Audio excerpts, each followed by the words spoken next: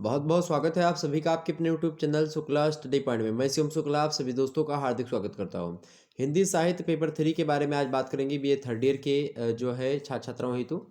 और अगर आप बीए तृतीय वर्ष में हैं अर्थात बीए जो है पार्ट 3 या फिर बीए थर्ड ईयर बोले तो बीए लास्ट ईयर या फिर बोले तो आप बीए फाइनल ईयर। ओके, तो आप किसी भी तरीके से आप समझो तो उसी के बारे में आज बताने वाले हैं। पेपर 3 जो है आपका, उसका नाम है मेरे प्यारे दोस्तों प्रयोजन मूलक हिंदी। प्रयोजन मूलक हिंदी क्या होती है और उससे कैसे प्रश्न एग्जाम से पूछे जाते हैं, इसके बारे में आज की वीडियो के अंतर्गत हम लोग जानेंगे। और ही बहुत महत्वपूर्ण व्याख्यान माला के ये होने वाली है और बहुत अच्छा व्याख्यान आपको मिलेगा।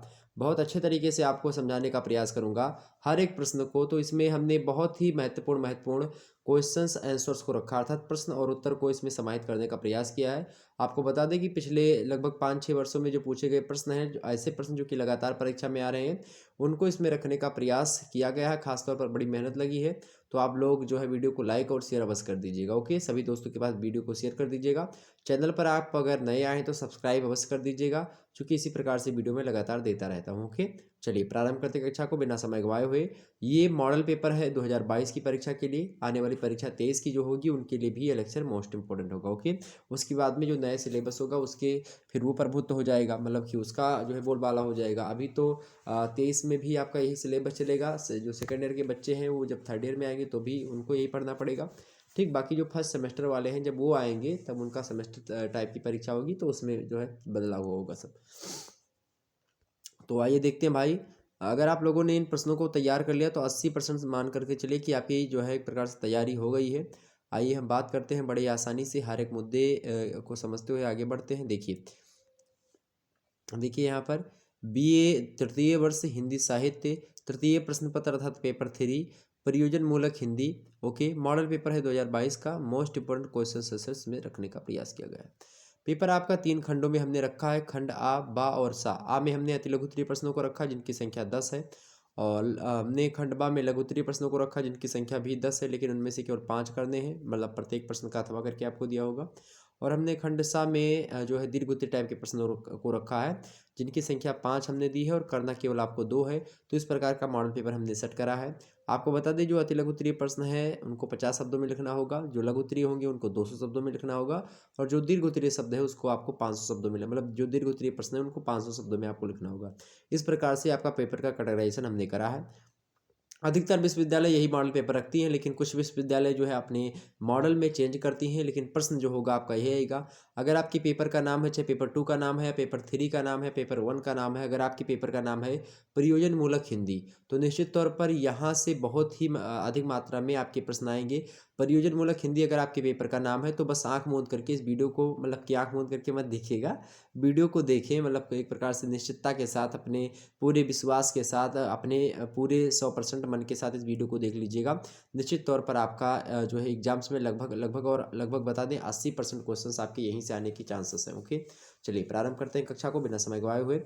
तो यहाँ पर आपको सभी प्रश्न करने होंगे। खंड आ के 10 के 10 प्रश्न करने हैं। ओके, और एक प्रश्न को आपको 50 शब्दों में लिखना है। इस प्रकार से आपको जब 10 प्रश्न करेंगे तो आपको जो है कितना जो है शब्द हो जाएंगे, आपके 500 शब्द हो जाएंगे। ओके, ये बात ध्यान रखेंगे। एक प्रश्न के आप अंक की बात की जाए तो 2 नंबर मिलेगा एक अंक, अगर मतलब एक प्रश्न अगर आप करेंगे। ओके, चलिए देखते हैं। पहला प्रश्न क्या है कि पल्लवन की परिभाषा दीजिए। और सभी विश्वविद्यालय में लगभग जो है अलग अलग, जैसे पेपर किसी में 2 दिया है, किसी में 3 में दिया है, किसी में सेकेंड ईयर में भी जो है प्रयोजनमूलक हिंदी दे दी है। तो चाहे जिसमें भी दी है आप आसानी से इसकी तैयारी कर सकते हैं। पहला प्रश्न क्या पूछा का भाई? पहला प्रश्न है कि पल्लवन की परिभाषा दीजिए। पल्लवन क्या होता है भाई? तो पल्लवन का अर्थ होता है, एक प्रकार से बात की जाए तो विस्तार करना। पल्लवन का सूक्ष्म अर्थ देखिए, इसका अर्थ नहीं, पल्लवन, पल्लवन माने होता है क्या करना? विस्तार करना। एक व्यक्ति हैं डॉक्टर द्वारिका प्रसाद सक्सेना, और अगर हम द्वारिका प्रसाद सक्सेना के अनुसार पल्लवन की परिभाषा को देना चाहें तो आप लिख लीजिएगा, क्योंकि एग्जाम से परिभाषा को लेकर के प्रश्न पूछा गया तो लगभग आप 2 परिभाषा दीजिएगा, उसके बाद में एक अपनी परिभाषा बना दीजिएगा, बस हो जाएगा आपका 50 शब्द। ठीक है, तो डॉक्टर द्वारिका प्रसाद सक्सेना कहते हैं, और 2020 में प्रश्न पूछा भी गया। ओके, तो डॉक्टर द्वारिका प्रसाद सक्सेना कहते हैं कि सूत्र रूप में या संक्षेप में व्यक्त भाव को, या व्यक्त मतलब जो विचार है, अर्थात कोई ऐसा भाव, कोई ऐसा विचार जो कि बहुत छोटे से में जो है लिखा हुआ है, उसको विस्तार से लिख देना ही क्या कहलाता है? पल्लवन कहलाता है। ऐसा किसने बताया?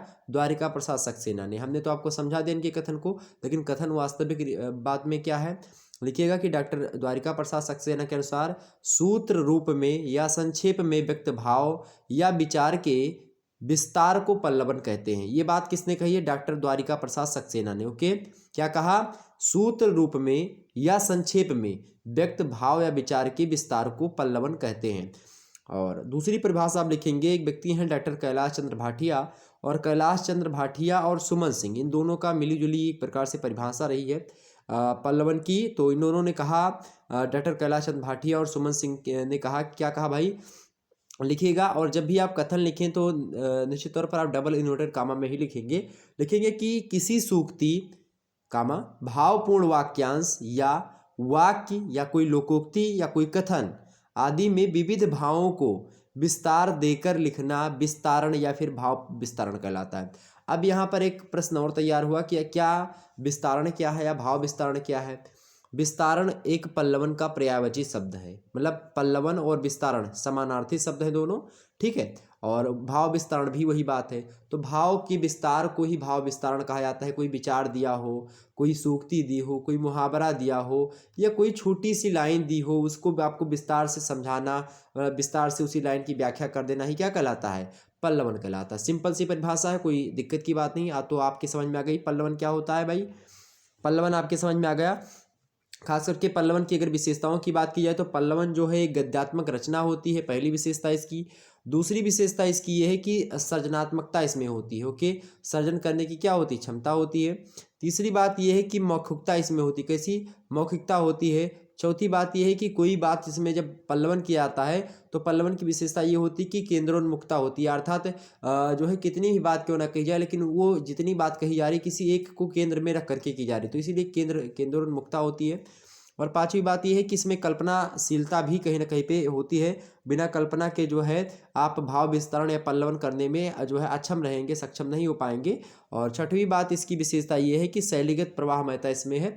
तो आप भाव पल्लवन के बारे में हमने आपको बता दिया, चाहे पल्लवन पूछा जाए, विस्तारण पूछा जाए, भाव पल्लवन पूछा जाए, आपकी समझ में बातें आ गई होगी। ओके, आगे देखते हैं। अगला प्रश्न दूसरा नंबर, पत्र लेखन की विशेषताएं लिखिए। पत्र लेखन क्या है भाई? उसकी विशेषताएं आपसे पूछ रहा है, एग्जाम्स में प्रश्न पूछा जाता रहा है पत्र लेखन की विशेषताओं को लेकर के। तो जो है लेखन की विशेषताएं क्या है भाई? पहली विशेषता लिखिएगा पत्र लेखन की। पत्र लेखन की पहली विशेषता ये है कि अस्पष्टता होनी चाहिए। आप कोई भी लेटर लिख रहे हैं, लेटर माने पत्र, आप कोई भी पत्र लिख रहे हैं तो उसमें आप स्पष्ट रूप से अगर आप पत्र लिखें तो बिल्कुल नहीं, मतलब स्पष्ट माने कि ठीक ठाक पत्र हो, जो कि एक प्रकार से देखने में क्या हो, स्पष्ट शुद्ध सरल लिखा हो, तो वो चीज़ें। दूसरी बात ये है कि जो पत्र लिखा हो आपका सहज भाषा में लिखा हो, उसमें सहजता होनी चाहिए। ओके, ताकि पाठक जो है उसको पढ़ने के बाद में समझ सके कि हाँ क्या बात कहना चाह रहा है जो प्रेषक है। प्रेषक माने भेजने वाला। ओके, तीसरी बात यह है कि एकान्विति होनी चाहिए। एकान्विति मतलब कि एक पत्र में एक ही बात का मेंशन आप करें, मतलब किसी एक मुद्दे के लिए आप एक पत्र का प्रयोग करें। ऐसा नहीं कि आप जो है 10-12 मुद्दों को लेकर के एक जो है पत्र लिख दें, तो ऐसा नहीं कि आप 10-12 जो है चीज़ों को उसमें समाहित करने का प्रयास करें। ओके, तो आप ऐसा बिल्कुल भी नहीं कर सकते, आप एक ही लिखेंगे, कर सकते हैं, बाकी वो रोकेगा नहीं कोई, लेकिन वो पत्र आपका अच्छा नहीं माना जाएगा।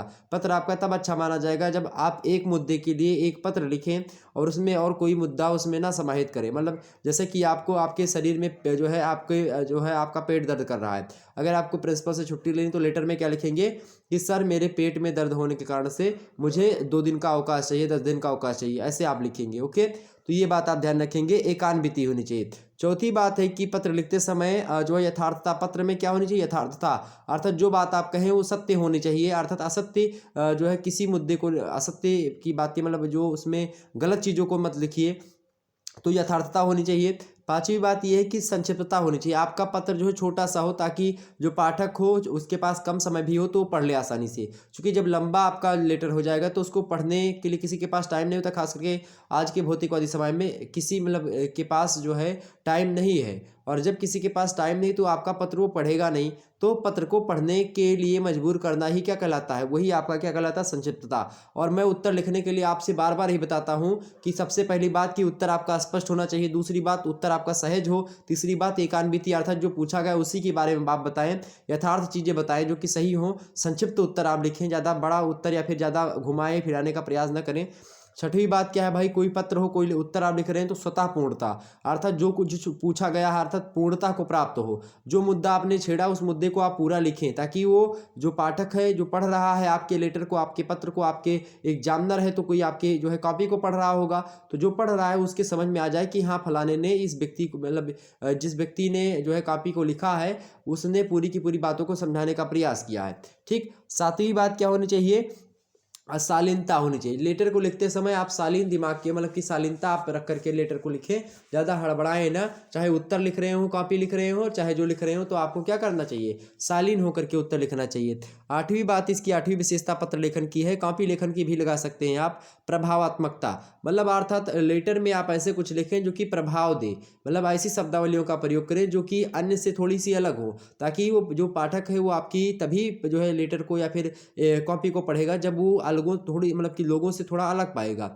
तो उसमें क्या होना, प्रभावात्मकता, अर्थात प्रभाव उसमें होना चाहिए, ताकि वो प्रभाव उस पर पड़े, और जब प्रभाव पड़ेगा एग्जामिनर पर तो निश्चित तौर पर वो पढ़ेगा उसको। ठीक है। नौवीं बात क्या होनी चाहिए भाई, नौवीं बात मौलिकता होनी चाहिए। मौलिकता माने होता है क्या, जो बातें हैं मूल रूप से होनी चाहिए, अर्थात फंडामेंटल चीज़ें उसमें लिखी होनी चाहिए। मौलिकता, चाहे वो आपकी कॉपी लिख रहे हो आप, और चाहे आप कोई लेटर लिख रहे हो, चाहे कुछ भी लिख रहे हो, तो उसमें मौलिकता भी होनी चाहिए।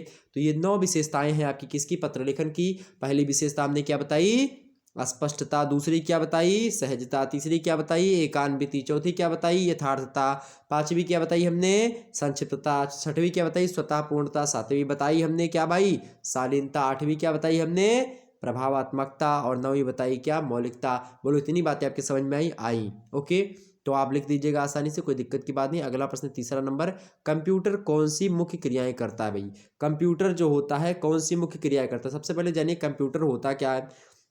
कंप्यूटर जो शब्द है आपका कंप्यूट शब्द से बना है, किससे बना है, कंप्यूट शब्द से बना है। और कंप्यूट का माने होता, कंप्यूट माने होता है गणना करना, अर्थात गिनती करना। तो इस प्रकार से अगर बात की जाए तो कंप्यूटर जो है गणना के लिए किया गया एक ऐसा आविष्कार होता है जो कि तीव्र गति से गणितीय गणना कर देता है, और कंप्यूटर उसी को कहते हैं खास करके।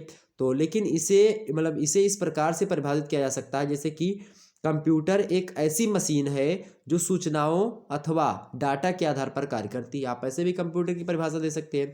तो कंप्यूटर के बारे में आप समझ में आ गई। लेकिन कंप्यूटर संकलित सूचनाओं की क्रमबद्ध जानकारी हमको देता है, इसीलिए आप कंप्यूटर को डाटा प्रोसेसर के नाम से भी जाना जाता है। तो आपसे पूछ सकता है कि डाटा प्रोसेसर क्या है, तो डाटा प्रोसेसर माने कंप्यूटर से ही लिया जाता है। ओके, कंप्यूटर डाटा अर्थात सूचना जो होती है उसको संकलित करके करता है, और उसके बाद में उसको क्रमबद्ध तरीके से सहज रूप में हमारे सामने प्रस्तुत करता है, और यह सही सूचनाओं को छाप करके क्रमबद्ध रूप में व्यवस्थित करके हमारे सामने प्रस्तुत करता है। कंप्यूटर जो होता है वास्तव में गणित से कोई विशेष संबंध नहीं है, फिर भी गणित से जुड़े होने के कारण से इसका नाम कंप्यूटर ही सर्वमान्य रूप से हमारे सामने आता है, और यही प्रचलित भी कंप्यूटर। लेकिन कंप्यूटर को डाटा प्रोसेसर भी कहा जाता है। ओके, ये बात ध्यान रखें, प्रोसेसर। ठीक, प्रोफेसर बोल दिया था क्या, प्रोसेसर, प्रोसेसर। ओके, प्रश्न क्या है कि कंप्यूटर की कौन सी मुख्य क्रियाएं हैं, मतलब कंप्यूटर कौन सी मुख्य क्रियाएं करता है। तो पहली कंप्यूटर की क्रिया क्या होती भाई, कि कंप्यूटर जो होता है वो डाटा और निर्देश पढ़कर उसे ग्रहण करता है। कोई भी डाटा हुआ, कोई भी संकलन हुआ, कोई भी सूचना हुई, तो उसको पढ़ करके उसका ग्रहण करना उसको कंप्यूटर का पहला कार्य। दूसरा कार्य ये होता है कि कंप्यूटर डाटा और निर्देशों को क्या करता है, इकट्ठा करता है, अर्थात भंडारण करता है उसका। कोई डाटा हुआ, कोई निर्देश हुआ, उसको इकट्ठा करता है, पहले पढ़ता है, उसको समझता है, ग्रहण करता है, ग्रहण करने के बाद में उस डाटा का कलेक्शन करता है, अर्थात उसको इकट्ठा करता है, भंडारित करता है। तीसरी बात यह है कि कंप्यूटर जो होता है विभिन्न प्रक्रियाओं एवं उनके क्रम को नियंत्रित करता है, कि यहाँ पहले नंबर पर कौन रखेंगे, दूसरे पर कौन रखेंगे, अर्थात क्रमबद्धता, अर्थात कोई किसी भी डाटा को व्यवस्थित क्रम में जो है हमारे सामने प्रस्तुत करता है। चौथी बात होती है कि जो है कंप्यूटर जो होता है उपयोगी सूचनाओं को प्रयोक्ताओं के समझाने के योग्य बनाता है, अर्थात जो है प्रयोक्ता होते हैं उनको समझने के योग्य बनाता है। कौन, अर्थात जो है कंप्यूटर का प्रयोग कर रहे हैं उनको समझने के लिए, जो कि डाटा को उसमें ग्रहण करवाने के लिए उसमें डाटा रखा है, तो उसके लिए जो है कंप्यूटर जो होता है एक श्रेणीबद्ध में उसको हम उसके सामने प्रस्तुत करता है, ताकि वो जो प्रयोक्ता है जो कि एक प्रकार से डाटा का संकलन किया है उसको सही तरीके से डाटा दिखाई पड़े और सही तरीके से उसका जो है ग्रहण कर सके वो। तो कंप्यूटर की क्रियाएं आप लिख सकते हैं इस प्रकार से। अगला प्रश्न आपके समक्ष है जो है चौथा नंबर, समकालीन हिंदी पत्रिकाओं के नाम बताइए। मोस्ट इंपोर्टेंट प्रश्न है, आपसे प्रश्न पूछ रहा है कि समकालीन, प्रश्न क्या पूछ रहा है भाई, प्रश्न आपसे पूछ रहा है कि समकालीन हिंदी पत्रिकाओं के नाम बताइए। तो पत्रकारिता, भारतीय भाषाओं की पत्रकारिता का पिता किसे कहा जाता है? कभी कभी एग्जाम से आपसे प्रश्न पूछा गया है कि भारतीय भाषाओं की पत्रकारिता का पिता किसे कहा जाता है। तो आप जानिए मेरे प्यारे दोस्तों कि भारतीय भाषाओं की पत्रकारिता का जो पिता कहा जाता है, जेम्स ऑगस्टस हिकी को कहा जाता है। किसको? जेम्स ऑगस्टस हिकी को भारतीय भाषाओं की पत्रकारिता का पिता कहा जाता है। बात की जाए समकालीन हिंदी पत्रिकाओं के नाम, तो आप लिखिएगा, पहला भाई लिख लीजिएगा हंस पत्रिका, वागार्थ पत्रिका हो गई, दूसरी ज्ञानोदय, तीसरी, अब मैं ऐसे बताने जा रहा हूँ, आप लोग नंबरिंग करते लिख लीजिएगा। फिर सुनिए एक बार फिर से, समकालीन हिंदी पत्रिकाओं में आप नाम लिखिएगा, हंस पत्रिका हो गई आपकी, उसके बाद में वागार्थ पत्रिका, ज्ञानोदय पत्रिका, आकार पत्रिका, समरलोक पत्रिका, आजकल हो गई, ये भी पत्रिका है, उत्तर प्रदेश, ठीक है, तद्भव पत्रिका, सारोकर पत्रिका, नया हस्ताक्षेप पत्रिका, बहुवचन पत्रिका, रचना कर्म पत्रिका, तेवर पत्रिका, अवध अर्चना पत्रिका, पहल पत्रिका, वसुधा, ठीक है, आलोचना, कथाक्रम, कथादेश, इंडिया टुडे, आउटलुक, संभवा, समयांतर, साहित्य अमृत, सहित, वनिता, सखी, गृह शोभा, सरिता, कादम्बिनी, दस्तावेज, ये सब क्या है? समकालीन हिंदी पत्रिकाएं हैं। नाम लिख लीजिएगा सभी। सारी बातें क्लियर हो गई, तो ये नाम आप लिख लीजिएगा। फिर से एक बार बोल दूं, हंस, वागर्थ, ज्ञानोदय, आकार, समरलोक, आजकल, उत्तर प्रदेश, तद्भव, सारोकर, नया हस्तक्षेप, बहुवचन, रचनाक्रम, तेवर, अवध अर्चना, पहल, वसुधा, आलोचना, कथाक्रम, कथादेश, इंडिया टुडे, आउटलुक, संभवा, समयानांतर, साहित्य अमृत, सहित, वनिता, सखी, गृह शोभा, सरिता, कादम्बिनी, दस्तावेज, ये सब हैं क्या? समकालीन हिंदी कविताएं। ओके, ये बात ध्यान रखेंगे, मतलब पत्रिकाएं हैं। क्लियर होगी बातें? आपसे पूछ सकता है प्रश्न कि समाचार पत्रों की प्रमुख विशेषताएं बताइए। तो समाचार पत्र का जो आमुख होता है, जो मुखौटा होता है, जो थंबनेल होता है, वो आकर्षक होना चाहिए, पहली विशेषता। और दूसरी विशेषता यह कि इसकी सामग्री गुणवत्तापूर्ण होनी चाहिए। तीसरी विशेषता ये विश्वसनीय होना चाहिए। चौथी विशेषता कि संपादकीय पर प्रबुद्ध वर्ग का विशेष ध्यान रहता है, इसीलिए इसे तथ्यपूर्ण एवं प्रमाणिक बनाए रखने का प्रयास करना चाहिए। तो ये समाचार पत्रों की कुछ प्रमुख विशेषताएं हैं। आपसे प्रश्न पूछ सकता है कि समाचार प्राप्ति के प्रमुख स्रोत बताइए। तो समाचार प्राप्ति के कई स्रोत हैं, जैसे कि प्रत्याशित स्रोत हो गए, कुछ पूर्व अनुमानित स्रोत होते हैं, कुछ अप्रत्याशित स्रोत होते हैं। ओके, तो 3 स्रोत आप लिख सकते हैं। ओके, कितनी बात हो गई? ये बात क्लियर होगी। आगे देखते हैं। अगला प्रश्न आपके समक्ष है 5वां नंबर की, इंटरनेट किसे कहते हैं? इंटरनेट किसे कहते हैं भाई? तो इंटरनेट में आप लिखेंगे कि इंटरनेट जो है विश्व का एक विशालतम क्या है? कंप्यूटर नेटवर्क होता है। नेटवर्क एक ही प्रकार की वस्तुओं का क्या होता है? संजाल होता है। संजाल का अर्थ यहाँ पर यह है कि एक ही प्रकार की 2 से अधिक वस्तुओं का परस्पर संपर्क में आना ही संजाल कहलाता है, और वस्तुओं के इसी संजाल को ही नेटवर्क कहा जाता है। तो नेटवर्क एक ही प्रकार की वस्तुओं का संजाल होता है, ये बात ध्यान रखेंगे। इंटरनेट विश्व का क्या है? एक विशालतम कंप्यूटर नेटवर्क होता है। नेटवर्क की परिभाषा हमने आपको बता दी कि नेटवर्क एक ही प्रकार की वस्तुओं का संजाल है, और कंप्यूटर इंटरनेट जो होता है वो विशालतम कंप्यूटर नेटवर्क होता है। ठीक, ये बात आप ध्यान रखेंगे। इंटरनेट जो है एक बृहद पीयर टू नियर अर्थात एक समान नेटवर्क होता है। इससे जुड़ करके कोई भी कंप्यूटर बड़ी सरलता से सूचनाओं का आदान प्रदान कर सकता है, व्हाट्सएप पे चैटिंग कर सकता है, यूट्यूब की वीडियो को देख सकता है इंटरनेट के माध्यम से, टेलीग्राम पर पीडीएफ पढ़ सकता है, और इंस्टाग्राम की रील देख सकता है, फेसबुक पर फोटोज़ की मज़े ले सकता है। तो ये तमाम सारी चीज़ें आप किसकी मदद से करते हैं? इंटरनेट की मदद से करते हैं। ओके, क्लियर हो गई बातें? यूट्यूब की शॉर्ट्स भी अब तो आ चुकी है, तो वो भी आप लोग देख रहे होंगे, देखते होंगे, जाहिर सी बात है। और यूट्यूब से आप अच्छी तरीके से पढ़ाई भी कर सकते हैं। ठीक, ये बात भी हो सकती है। चलिए, और आप और लिख सकते हैं इसमें कि इसमें सारे कंप्यूटर टेलीफोन लाइंस जुड़े होते हैं। इंटरनेट एक टीवी जो है रिले स्टेशन की तरह होता है, और उसी तरीके से कार्य करता है। तो ये आप बता सकते हैं। आपसे कभी कभी एग्जाम से प्रश्न पूछ सकता है कि सॉफ्टवेयर कितने प्रकार के होते हैं। तो सॉफ्टवेयर जनरली 3 प्रकार के होते हैं। आपके सॉफ्टवेयर कितने प्रकार के होते हैं? 3 प्रकार के होते हैं। एक होता है एप्लीकेशन सॉफ्टवेयर, पहला। दूसरा सॉफ्टवेयर होता है आपका सिस्टम सॉफ्टवेयर, और तीसरा होता है आपका फर्म सॉफ्टवेयर, मतलब कि फर्मवेयर। पहला क्या? एप्लीकेशन सॉफ्टवेयर, दूसरा क्या? सिस्टम सॉफ्टवेयर, और जो है तीसरा क्या? फर्मवेयर। ओके, एप्लीकेशन सॉफ्टवेयर कौन सा होता है? जैसे कि मोबाइल में आपके जो है ऐप एप्लीकेशन होंगे बहुत सारे, जैसे व्हाट्सएप, फेसबुक, ये सब आपके जो है एप्लीकेशन सॉफ्टवेयर है। अर्थात जो आपने प्ले स्टोर से, गूगल प्ले स्टोर से आपने लोड किया है, जिस ऐप को, जिस एप्लीकेशन को आपने लोड किया है, वो एप्लीकेशन सारे के सारे कैसे हैं भाई? वो एप्लीकेशन आपके एप्लीकेशन सॉफ्टवेयर के अंतर्गत आते हैं। जबकि कुछ सिस्टम सॉफ्टवेयर होते हैं। सिस्टम सॉफ्टवेयर मतलब कि जो आपके फ़ोन में पहले से ही हैं, जैसे कि आपका यूट्यूब हो गया। यूट्यूब आपके फ़ोन आपने ख़रीदा, फ़ोन में ही आपका था।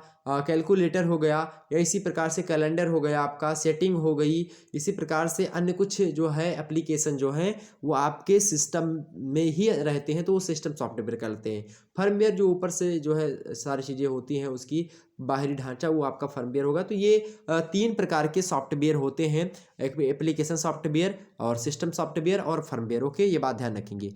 अब आप सोचोगे सर जी हिंदी में ये सब काहे पूछा रहा है? हिंदी में ज़रूरी है पूछा जाना। ओके, ये बात ध्यान रखेंगे, नहीं तो फिर क्या मज़ा रह जाएगा हिंदी में। अगला प्रश्न है आपका 6वां नंबर प्रश्न है, नई संचार तकनीकियों का उल्लेख कीजिए। नई संचार तकनीकियों का उल्लेख आपको तो पता ही होगा भाई। नई संचार तकनीकी का अगर पता है तो बताइए। वैसे मैं आपको बता दूं, नई संचार तकनीकी में बहुत सारी चीज़ें जैसे कि व्हाट्सएप, फेसबुक, ठीक, इंस्टाग्राम, ये सब लिखेंगे क्या? लिख देंगे, कोई दिक्कत नहीं होगी। ये सब भी नई संचार तकनीकी है। व्हाट्सएप के माध्यम से संचार क्या है? संचार क्या? एक स्थान से दूसरे स्थान पर एक व्यक्ति के मनोभावों को दूसरे व्यक्ति के मनोभावों तक पहुंचा दिया जाए, यही संचार है। संचार क्या करता है? सूचनाओं का आदान प्रदान करता है। आप सूचना का आदान प्रदान आप व्हाट्सएप के माध्यम से कर सकते हैं, और इंस्टाग्राम रील बना करके कर सकते हैं, या हमारी तरह यूट्यूब वीडियो दे सकते हैं, ठीक। या फिर आप जो है फ़ोन से बतिया सकते हैं कि हाँ फलाने कहाँ पर हो, हाँ हम यहाँ पे हैं, आप वहाँ पे कैसे हो, तो ऐसे आप बता सकते हो। तो चाहे भैया तोहरे अंदर के कोनो बात ही वो बात कहीं दूसरे के लगे तक पहुँच जाए, तो वह का हुआ थी, वह आपके संचार हुए।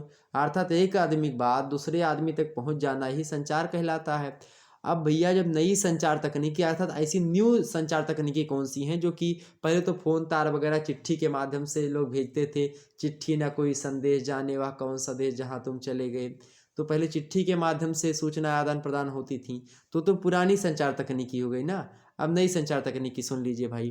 पहला क्या हो गई? पहला आप लिखिए कंप्यूटर नेटवर्क। कंप्यूटर नेटवर्क के माध्यम से हम अपनी सूचनाओं को आदान प्रदान करते हैं, ठीक। दूसरी बात भाई कौन सी होगी? Teleconferencing. क्या? टेली कॉन्फ्रेंसिंग के माध्यम से हम एक दूसरे से सूचना आदान प्रदान करते हैं। तीसरी क्या भाई? Teletext. आप जो है टेक्स्ट करके जैसे कि व्हाट्सएप पर एसएमएस कर दिया, ठीक है वो। और कॉन्फ्रेंसिंग जैसे कि आपने गूगल जूम पर या फिर कहीं पर मीट पर जो है आपने जो है ऑनलाइन मीटिंग कर ली, ये भी तो क्या होगा जो है टेली जो है कॉन्फ्रेंसिंग होगा। टेलीटेक्स्ट मतलब आपने जो है व्हाट्सएप के माध्यम से एसएमएस भेज दिया, ठीक है। चौथी बात क्या? रेडियो के माध्यम से, रेडियो टेक्स्ट। ओके, रेडियो के माध्यम से आपने कर दिया। पांचवी बात आप लिख सकते हैं इंटरएक्टिव केबल। इंटरएक्टिव केबल के माध्यम से भी आप सूचना जो है एक स्थान से दूसरे स्थान पर ले जा सकते हैं। ओके, और छठवीं बात क्या है भाई? जो है सैटेलाइट कम्युनिकेशन। सैटेलाइट कम्युनिकेशन के माध्यम से आप एक स्थान से दूसरे स्थान तक सूचनाओं को प्रदान कर मतलब प्रभाव यहाँ तक ले जा सकते हैं। तो ये आपकी क्लियर होगी बातें। तो ये अच्छी चीज़ें हैं। ओके, अगला प्रश्न देखते हैं भाई। अगला है 7वां नंबर प्रश्न है आपका, पृष्ठ सज्जा के प्रमुख तत्व कौन से हैं? पृष्ठ सज्जा क्या होती है? पृष्ठ माने होता है जो बहिरे का चीज़ है, जैसे कि दिखावा। जैसे आजकल क्या होता है कि आप देखेंगे कि खास करके जो है सभी लोग जो है बाहरी आवरण उनका कितना अच्छा दिखे, अर्थात जो है चाहे वो फेस वॉश हो या फिर चाहे क्रीम हो कोई, या कोई जो है और भी अच्छी चीज़ हो, कि मतलब अपने चेहरे को ग्लो लाने के लिए आप उनसे कहेंगे कि मिट्टी लगा लो अपने जो है मुंह में, तो मिट्टी उट्टी सब लगा लेंगे। मतलब जो भी हो कि उनका चेहरा जो है बड़ा अच्छा दिखे, थोड़ा सा गोरा दिखे, हैंडसम लगे लड़का। तो मतलब कहने का मतलब ये है कि पृष्ठ सज्जा वही होती है। पृष्ठ सज्जा माने जैसे कि आपने कोनो कॉपी लिखी है, हमने आपको लिखित वाला वीडियो एक बताया था कि कॉपी कैसे लिखें। उसमें हमने आपको बताया था कि अब पहला दूसरा पेज आप खूब धड़ाले के साथ अच्छे तरीके से राइटिंग में लिखें, बाकी आप आम घास से राइटिंग में खूब घोंच घाँच के लिखें, कोनो दिक्कत नहीं उसमें। और फिर दूसरी लास्ट लाइन आप दो इसे लिख दे अच्छे से, तो क्या होगा इससे? तो पृष्ठ सज्जा का मतलब होता है कि बाहरी आवरण, जैसे कि हमारे वीडियो का जो थंबनेल है वो क्या है? पृष्ठ है। अब उसकी सज्जा हमने अच्छे तरीके से कर दी, उसको सजा दिया, वही पृष्ठ सज्जा है, और कुछ नहीं है। ज़्यादा इसमें आपको भटकने की आवश्यकता नहीं। तो पृष्ठ सज्जा क्या है आपकी समझ में आ गई। आप पूछा क्या जा रहा है कि पृष्ठ सज्जा के प्रमुख तत्व कौन कौन से हैं? तो पृष्ठ सज्जा के मुख्य रूप से 5 तत्व होते हैं प्रमुख रूप से। पहला कौन सा होता है? संतुलन। आपका जब भी पृष्ठ सज्जा करें, संतुलन आपका ठीक ठाक होना चाहिए, संतुलन से करें। दूसरी बात का भी क्या भाई? विरोधाभास। तीसरी बात क्या भाई? फोकस बिंदु। चौथी बात क्या भाई? गीति, मतलब गीत। और पांचवी बात क्या? संगीत। मतलब इन सभी बातों का आपको ध्यान में रखना पड़ेगा, तभी आप पृष्ठ सज्जा सही तरीके से कर सकेंगे, तभी आप बाहरी आवरण अच्छे तरीके से दिखा पाएंगे। जैसे कि मूवी का ट्रेलर एक प्रकार से क्या है? पृष्ठ सज्जा के अंतर्गत आप ले सकते हैं, ठीक। लेकिन वो उतना ज़्यादा उदाहरण सही नहीं है। ठीक, ये बात ध्यान रखेंगे। अगला प्रश्न आपका 7वां नंबर, मतलब कि 8वां नंबर प्रश्न है, प्रयोजन मूलक हिंदी के उद्देश्य बताइए। भैया प्रयोजन मूलक हिंदी जो है उसका क्या उद्देश्य है, ये आपसे प्रश्न पूछा जा रहा है कि प्रयोजन मूलक हिंदी के उद्देश्य बताइए। तो प्रयोजन मूलक हिंदी जो है हिंदी की नवीनतम उद्देश्य परक विधा होती है। क्या आप लिखेंगे कि प्रयोजन मूलक हिंदी हिंदी की नवीनतम उद्देश्य परक विधा होती है। ओके, ये बात लिखेंगे। इसके माध्यम से आगे लिखेंगे, इसके माध्यम से क्या होता है, प्रयोजन मूलक हिंदी के अंतर्गत पत्राचार हो गया आपका, ठीक, भाषा कंप्यूटिंग हो गई, पत्रकारिता हो गई, संपादन कला हो गया, मीडिया लेखन हो गया, अनुवाद हो गया। इन सभी विविध क्षेत्रों का ज्ञान जो होता है विद्यार्थी को कराया जाता है। इसका ज्ञान प्राप्त करने के बाद में जो व्यक्ति होता है विभिन्न प्रयोजनों की सिद्धि में समर्थ हो जाता है। इसीलिए प्रयोजन मूलक हिंदी को आपके सिलेबस में शामिल किया गया है। इसका बहुत ज़्यादा उपयोग है, मतलब बहुत ज़्यादा इसका महत्व है। ओके, ये बात ध्यान रखेंगे। अब प्रयोजन मूलक जो है भाषा किसे कहते हैं भाई, प्रयोजन मूलक भाषा किसे कहते हैं, आपसे एग्जाम से प्रश्न पूछ लिया जाए तो भाषा को लोग पढ़ते लिखते और समझते हैं, लेकिन जब किसी प्रयोजन विशेष के लिए किसी भाषा विशेष का प्रयोग किया जाता है या किसी भाषा का प्रयोग किया जाता है तो भाषा के इस प्रायोगिक रूप को प्रयोजन मूलक भाषा कहते हैं। मतलब कहीं पर अगर आप लिखने पढ़ने के, जैसे कि आप लेटर लिख रहे हैं किसी को, तब जब उसमें जिस भाषा का प्रयोग करके आपने लेटर को लिखा किसी अधिकारी को, तो जहाँ पर आपने उस भाषा का प्रयोग किया वही आपका प्रयोजन मूलक, मतलब किसी चीज़ में प्रयोजन के अर्थ में, कोई चीज़ किसी चीज़ का आयोजन हो रहा है उसमें जिस भाषा का प्रयोग आप करें वही प्रयोजन मूलक भाषा होती है। सिंपल सी परिभाषा, और कोई इधर उधर की परिभाषा मैं आपको नहीं, आपकी अपनी भाषा में समझाने का प्रयास करता हूँ। यही शुक्ला पॉइंट की विशेषता रही है। ओके, आगे समझते हैं। अगला प्रश्न है आपका 9वां नंबर प्रश्न है कि संक्षेपण की परिभाषा देते हुए उसकी 4 विशेषताएं लिखिए। संक्षेपण की परिभाषा देते हुए उसकी 4 विशेषताएं लिखिए। संक्षेपण क्या होता है भाई, संक्षेपण की परिभाषा को देते हुए एक व्यक्ति हैं डॉक्टर महेंद्र चतुर्वेदी।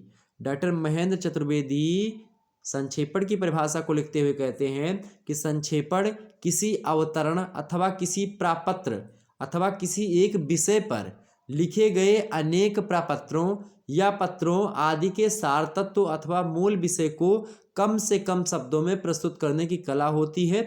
ये बात किसने बताई, तो डॉक्टर महेंद्र चतुर्वेदी ने बताई। अब मैं बता रहा हूं आपको कि संक्षेपण होता क्या है।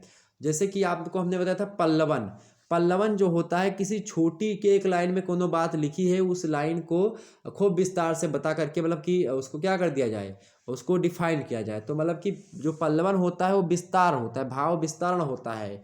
पल्लवन में भाव का विस्तार किया जाता है, किसी छोटे से सूत्र की जो दिया होता है उसको बड़ा करके लिख देना ही विस्तारण अर्थात भाव पल्लवन होता है।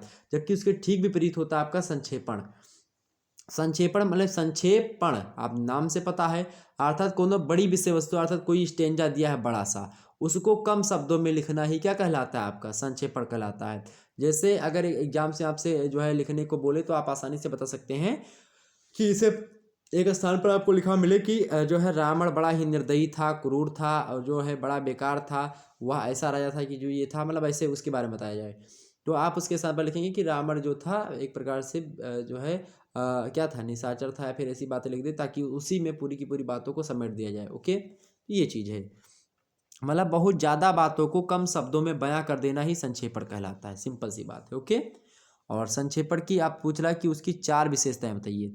तो संक्षेपण की 4 विशेषताएं, आप पहली विशेषता बताएंगे कौन सी भाई, मूल का सार। पहली विशेषता कौन सी है, मूल का सार, अर्थात जो भी बातें उसमें पूरी की पूरी बताई गई हैं संक्षेपण में, जो भी बात किसी दी गई स्टेंजा में दी गई पंक्ति में जो भी बात पूरी की पूरी बताई गई है उस पूरी की पूरी बात के जो मूल तत्व है, मूल जो सार है उसको बताया जाए, पहली बात। दूसरी बात क्या है भाई कि क्रमबद्धता होनी चाहिए। ऐसा नहीं है कि क्रमबद्धता से आप जो है विमुख हो जाएं, क्रम से बातों को बताएं। तीसरी बात क्या होनी चाहिए भाई, संक्षेपण में संक्षिप्तता का होना परम आवश्यक है, क्योंकि नाम ही संक्षेपण है तो संक्षिप्तता तो एकदम से कन्फर्म ही होगा। चौथी बात क्या है भाई, संक्षेपण आपका स्पष्ट होना चाहिए, अर्थात स्पष्टता उसमें होनी चाहिए। तो ये बात क्लियर हो गई आपकी। तो 4 विशेषताएं हमने आपको बता दी। अगला प्रश्न आपके समक्ष है आपका 10वां नंबर, सरकारी पत्र किसे कहते हैं। मोस्ट इंपोर्टेंट प्रश्न है। प्रश्न क्या है, सरकारी पत्र किसे कहते हैं। बहुत ही अच्छा प्रश्न है, सरकारी पत्र किसे कहते हैं। मेरे प्यारे दोस्तों फटाफट से बताने का प्रयास करें कि सरकारी पत्र क्या होता है, सरकारी पत्र किसे कहते हैं। ठीक है, सरकारी पत्र को ही एक और नाम से जाना जाता है, कार्यालयी पत्र। सरकारी पत्र अगर आपसे एग्जाम से प्रश्न पूछे, चाहे कार्यालयी पत्र पूछे, दोनों का मतलब एक ही होता है। अब आप लिखेंगे क्या इसमें, अगर पूछा गया है तो आप लिखेंगे सीधे सीधे कि राष्ट्र के कार्य के लिए, राष्ट्र के कार्य को सुचारू रूप से चलाने के लिए एक सुसंगठित सरकार की आवश्यकता होती है, और यह सरकार कार्य संचालन की सुविधा के लिए अनेक कार्यालय को खोलते हैं, और ये कार्यालय देश के कोने कोने से एक छोर से दूसरे छोर तक फैले हुए हैं, जो कि सरकार के द्वारा खोले गए हैं। इन सबका आपस में संबंध जो स्थापित होता है किसके माध्यम से होता है, पत्रों के माध्यम से होता है। जब एक मतलब एक कोने में बैठा हुआ व्यक्ति दूसरे कोने में बैठे हुए व्यक्ति के पास, अर्थात एक कोने में से कोई जम्मू कश्मीर में है और कोई वहां पर नीचे बैठा हुआ तमिलनाडु में है, लेकिन दोनों क्या है, सरकार के ही जो है एक प्रकार से ऑफिस हैं, तो एक से दूसरे के यहाँ पर अगर कोई चीज़ संदेश भेजना हुआ तो पत्र लिखा जाएगा, तो पत्र लिख करके वहाँ पर संदेश भेजा जाएगा। तो ये होता है आपका। तो सरकारी पत्र वो होता है कि जो एक ऑफिस के द्वारा या किसी कार्यालय के द्वारा किसी कार्यालय के लिए लिखा जाए, या किसी कार्यालय के द्वारा किसी व्यक्ति को लिखा जाए। इस प्रकार से जो पत्र लिखे जाते हैं वो सरकारी या कार्यालयी पत्र कहलाते हैं। ठीक है, तो शासकीय कर्मचारियों अथवा अधिकारियों के द्वारा एक कार्यालय या विभाग से दूसरे कार्यालय अथवा विभाग को लिखे गए पत्र को शासकीय अथवा सरकारी अथवा कार्यालयी पत्र के नाम से जाना जाता है। इतनी बात लिख सकते हैं क्या, कि शासकीय कर्मचारियों अथवा अधिकारियों के द्वारा एक कार्यालय या विभाग से दूसरे कार्यालय अथवा विभाग को लिखे गए पत्र शासकीय पत्र, सरकारी पत्र या फिर कार्यालयी पत्र कहलाते हैं। तीनों का मतलब एक ही बात होती है। सारी बातें आपकी क्लियर हो गई, कोई भी मुद्दा आपसे बचेगा नहीं मेरे प्यारे दोस्तों के। पुष्पा नाम सुन के फ्लावर समझिए, क्या क्या बोलता है उसमें, तो उसी प्रकार से झुकेगा नहीं, आराम से अपने पेपर को देना है। ओके, तो झुकना नहीं मेरे प्यारे दोस्तों, एकदम से अपने आप को जो है अपनी जो मेंटल क्वालिटी है उसको आपको बढ़ा करके चलना है, और अच्छे अंक आपको प्राप्त करने, ये बात आप ध्यान रखेंगे।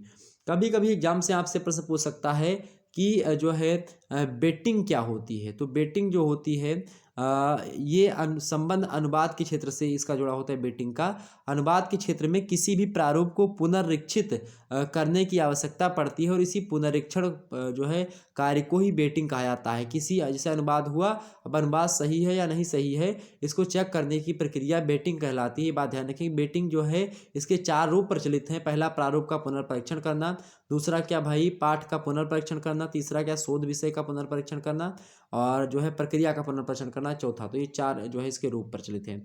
एग्जाम से आपसे प्रश्न पूछा जाए कि ईमेल से आप क्या समझते हैं, तो क्या लिखेंगे। ईमेल जो होता है दो या दो से अधिक एक दूसरे से जुड़े कंप्यूटरों द्वारा एक दूसरे की सूचनाओं का ग्रहण करना अथवा भेजना ईमेल कहलाता है। और आजकल की बात की जाए तो आजकल ईमेल का प्रचलन अधिक बढ़ गया है। ईमेल पर सूचना भेजना डाक से भी सस्ता हो गया है। ईमेल के माध्यम से व्यक्तिगत और व्यवहारिक सभी प्रकार की सूचनाओं का आदान प्रदान किया जा सकता है।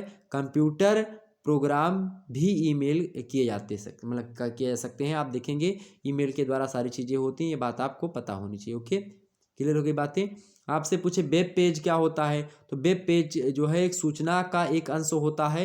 वेब पृष्ठों को हम HTML का प्रयोग करके निर्मित करते हैं। HTML एक पद्धति होती है जो कि इंटरनेट पर फाइलें अथवा जो हाइपर टेक्स्ट फाइलें होती हैं उनको स्थानांतरित करने के लिए जो है उसका प्रयोग जो है किया जाता है। तो ये बात ध्यान रखेंगे। ओके, क्लियर हो गई बातें। इतनी बात क्लियर हो गई आपकी, हमने आपको क्या बताया, सारी चीज़ें हमने आपको समझा दी। अब हम खंड बा में प्रवेश करते हैं। सभी प्रश्न खंड बा के आपके अनिवार्य हैं, ये बात भी ध्यान रखेंगे। कितने भाई, सभी प्रश्न आपके खंड बा के अनिवार्य हैं।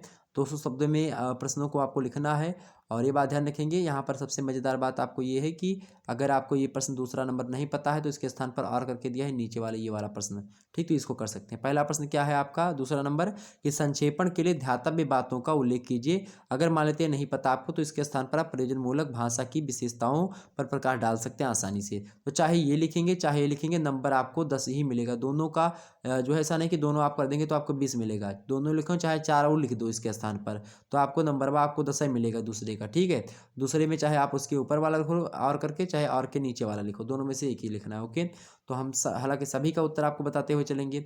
दूसरा नंबर प्रश्न है कि संक्षेपण के लिए ध्यातव्य बातों का उल्लेख कीजिए। अब भाई संक्षेपण क्या होता है? संक्षेपण हमने आपको बता ही दिया था कि संक्षेपण क्या होता है। संक्षेपण क्या होता है भाई? संक्षेपण का शाब्दिक अर्थ होता है छोटा करना, अर्थात सार प्रस्तुत करना, सार संक्षेप, ये सब संक्षेपण का अर्थ होता है। एक बड़े अनुच्छेद में आप व्यक्ति मतलब अभिव्यक्त विचारों का समाज शैली में प्रस्तुत सार संक्षेप ही क्या कहलाता है? संक्षेपण कहलाता है। एक व्यक्ति है महेंद्र चतुर्वेदी, उसकी परिभाषा तुमने आपको बता ही दी है कि संक्षेपण किसी अवतरण अथवा किसी प्रपत्र अथवा किसी एक विषय पर लिखे गए अनेक प्रपत्रों या पत्रों आदि के सारतत्व अथवा मूल विषय को कम से कम शब्दों में प्रस्तुत करने की कला ही होती है।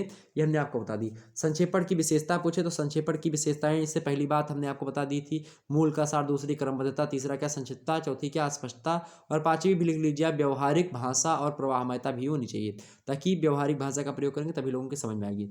अब प्रश्न क्या है कि संक्षेपण के लिए ध्यातव्य बातों का उल्लेख कीजिए। तो पहली बात, संक्षेपण को लिखते समय किन किन बातों को हमको ध्यान में रखना चाहिए? पहली बात ये कि संक्षेपण में मूल अवतरण में आए हुए जो उदाहरण हैं, जो दृष्टांत हैं, दो जो एक प्रकार से तुलनात्मक विचार हैं, उनका समावेश जो है वर्जित है। दूसरी बात क्या है इसमें भाई कि संक्षेपण सामान्यतः भूतकाल और अप्रत्यक्ष अर्थात परोक्ष कथन में ही लिखा जाना चाहिए। तीसरी बात ध्यान में रखनी चाहिए कि जो है संक्षेपण में अन्य पुरुष का प्रयोग करना चाहिए। किसमें? अन्य पुरुष का प्रयोग करना चाहिए संक्षेपण में। चौथी बात यह है कि मूल अनुच्छेद के शब्दों और वाक्यों का प्रयोग जो है यहाँ पर त्याज्य होता है। ठीक, मूल अनुच्छेद के शब्दों और वाक्यों को यहाँ पर ज़्यादा से ज़्यादा मात्रा में नहीं लिखना होता है, उसको त्यागना होता है और नए शब्दों का प्रयोग करके आपको समझाना होता है। पांचवी बात क्या है भाई कि इसमें क्लिष्ट शब्दा आडंबर और प्रचलित मतलब अप्रचलित शब्दों का प्रयोग बिल्कुल भी नहीं करना चाहिए।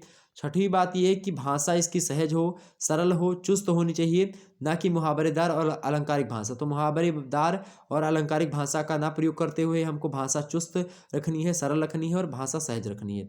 सातवीं इसकी ध्यातव्य बात यह है कि वाक्य योजना इसकी सरल और छोटी होनी चाहिए। आठवीं बात है कि इसमें टीका टिप्पणी और आलोचना करने की छूट नहीं होती है।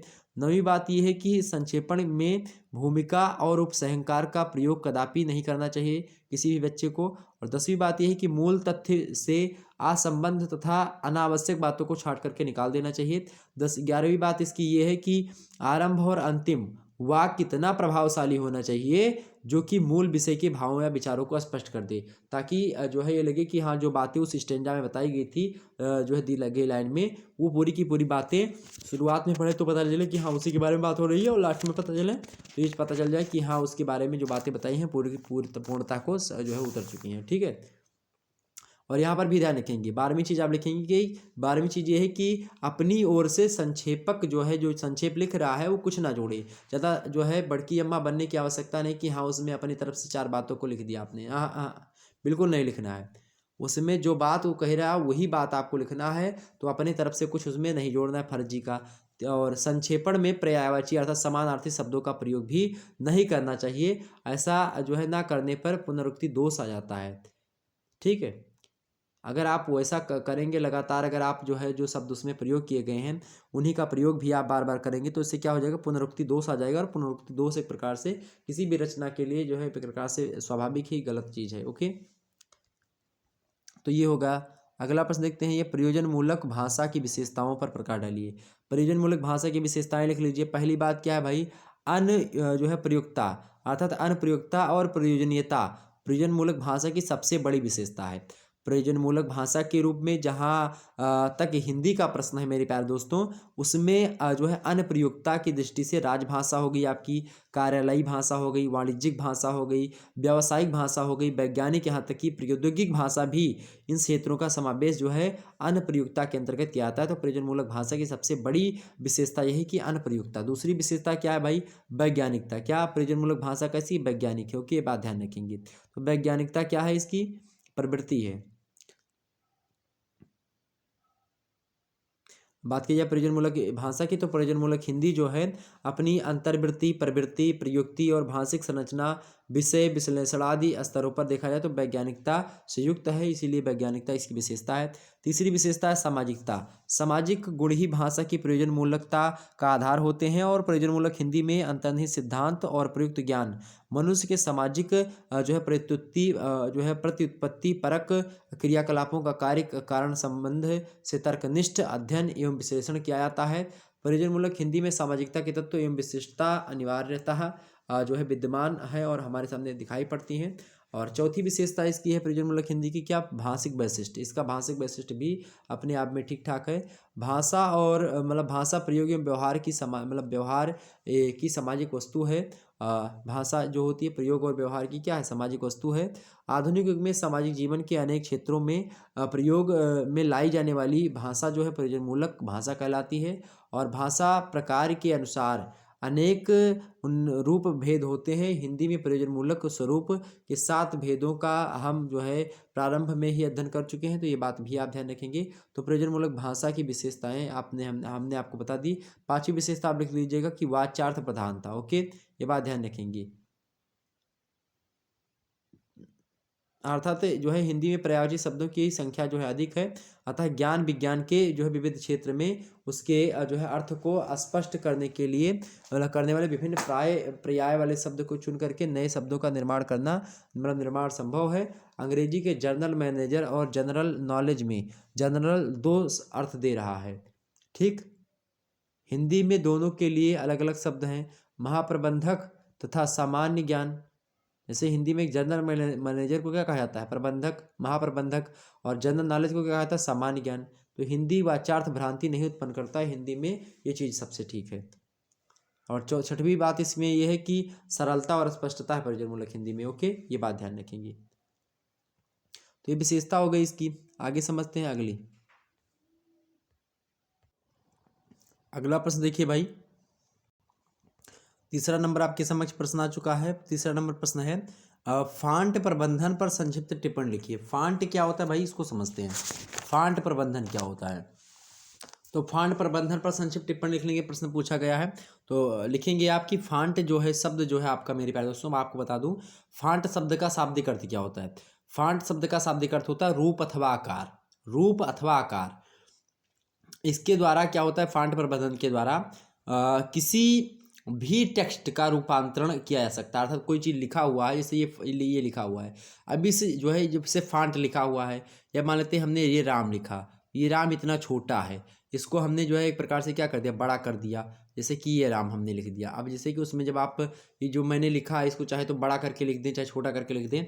ये आपने देखा होगा खास करके कोई ऐप जैसे पिक्सआर्ट जो ऐप है, उस पर जब आप थंबनेल बनाएंगे, जैसे कि मैं पिक्सआर्ट से थंबनेल बनाता हूँ, तो उसमें जितना अक्षर जो चाहो जो छोटा कर दो, जो चाहो बड़ा कर दो, दूसरी शैली में लिख दो, तो ये चीज़ें होती, यही होता है आपका फांट, ठीक है। अक्षरों को जितना कितना पतला करना है, कितना मोटा करना है, कितना बड़ा करना है, कितना छोटा करना है, कौन से कलर में करना है, ये सब क्या होता है, यही होता है आपका फांट प्रबंधन, ठीक है। ये बात ध्यान रखेंगे। तो अक्षरों को कई रूपों में संयोजित किया जाता है फांट के द्वारा, और छोटा बड़ा आकार प्रदान किया जाता है इसको, और इसके द्वारा विविध रंगों की प्रक्रिया संपन्न की जाती है। फांट एक डायलॉग बॉक्स भी होता है, जिसमें फांट के लिए आकार, स्टाइल, विशेष प्रभाव आदि चुनने संबंधी अनेक सुविधाएं उपलब्ध कर रहती हैं। किसी भी तरह की सेटिंग करने की स्वतंत्रता डायलॉग बॉक्स में रहती है। इस डायलॉग बॉक्स में 3 टैब की सीट होती है, और पहली होती है फॉन्ट टैब सीट, दूसरी होती है आपकी करेक्टर जो है स्पेसिंग, और जो है तीसरी होती है टेक्स्ट इफेक्ट्स। ओके, और वैसे फॉन्ट प्रबंधन की प्रणाली एवं प्रविधि का विवेचन निम्नलिखित बिंदुओं के अंतर्गत किया जा सकता है। पहली वर्ड प्रोसेसिंग पैकेज के द्वारा, दूसरी है आपकी टेक्स्ट फॉन्ट परिवर्तन, और तीसरा है आपका फॉन्ट तथा बैकग्राउंड का रंग परिवर्तन। ओके, तो ये 3 चीज़ें हैं जिसके कारण से फॉन्ट प्रबंधन जो है हम समझ सकते हैं उसके बारे में। तो ये क्लियर होगी बात इतनी। तो फॉन्ट प्रबंधन आपको समझ में आ गया कि कोई चीज़ लिख रहे हैं आप, कोई टाइप कर रहे हैं, तो टाइप आप छोटा कर दें, बड़ा कर ले, दूसरी शैली में लिख दें, उसका कलर क्या होने वाला है, कलर किस कलर का लिखेंगे, तो वही आपका होता है फॉन्ट प्रबंधन। ओके, अगला प्रश्न आपका और करके दिया है, फीचर का अर्थ समझाते हुए उसकी 5 विशेषताओं को बताइए। फीचर क्या है भाई, फीचर की आप प्रश्न कह रहा है, फीचर का अर्थ समझाते हुए उसकी 5 विशेषताओं को लिखिए। तो फीचर जो शब्द है वो अंग्रेजी भाषा का शब्द है फीचर, और हिंदी में इसे रूपक कहते हैं फीचर को। ओके, इसमें बात की जाए तो जीवन के विविध पक्षों को गहराई से समझकर उसे कलात्मक ढंग से अभिव्यक्त किया जाता है फीचर में। भारतीय एवं पाश्चात्य विद्वानों ने पत्रकारिता जगत की इस नवीन विधा को अपने अपने ढंग से विश्लेषित करने का प्रयास किया है। एक व्यक्ति है जॉन डंकन, वो कहते हैं फीचर के बारे में कि फीचर जो है वो जीवन के प्रति, क्या कहा कि फीचर जो होता है जीवन के प्रति नवीन दृष्टिकोण है, दैनिक जीवन की करुणा, उसके नाटक और हास्य को उसके मूल में ग्रहण कर उनका चित्रण करने की एक विधि होती है जो फीचर है। फीचर एक सैंडविच के समान होती है जिसके दोनों ओर शक्कर की परत से ढके हुए केक के टुकड़े तथा बीच में मसालेदार मांस और आलू रहते हैं। आपने खाया है कभी सैंडविच?